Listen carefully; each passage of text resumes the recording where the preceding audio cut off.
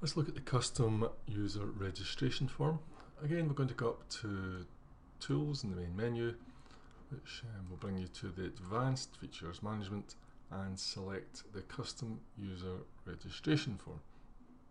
So this is what appears at the end of the personality questionnaire. So when someone completes the personality questionnaire, they are then asked to their most basic details, usually their name and their email address at its most basic level. However, you can add any questions that you like, and in fact some people use this as a full detailed form. So I have some recruiters, for instance, that will actually use this as their entire job application form. So they ask all the questions that they want to ask in a job application.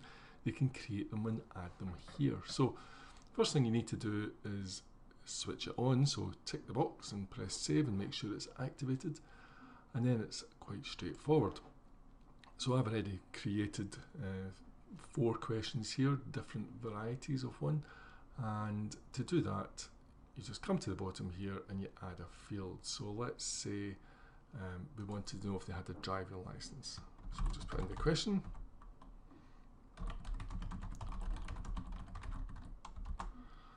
And then we decide what type of input format we want them to give us. So in this case we can have a yes no, so we can just use a yes no radio button.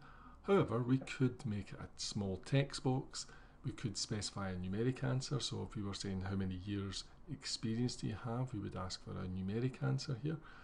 We can provide a larger text area if we want them to write something, sentences or paragraphs, and expand.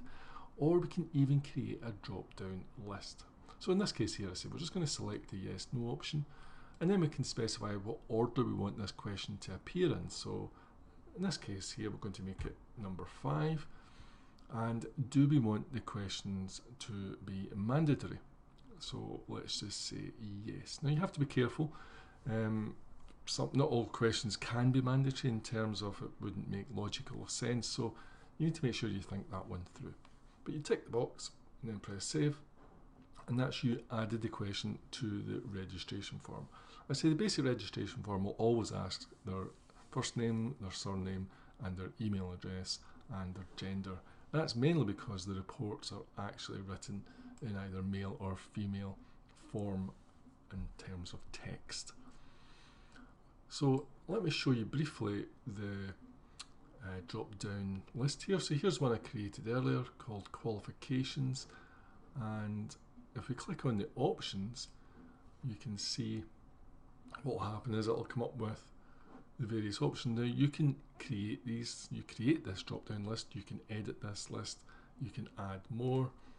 So let's say we wanted to add this, and we'll make that the 3rd thing.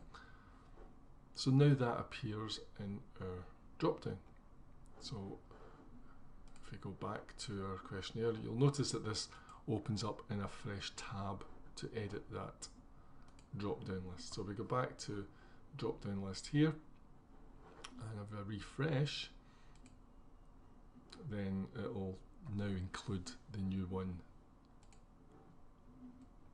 in our list. So if we click on options, so you can see that's now in the registration form. So that's how you create and customize your registration form. As I say, and you can use this as a pretty powerful and flexible tool.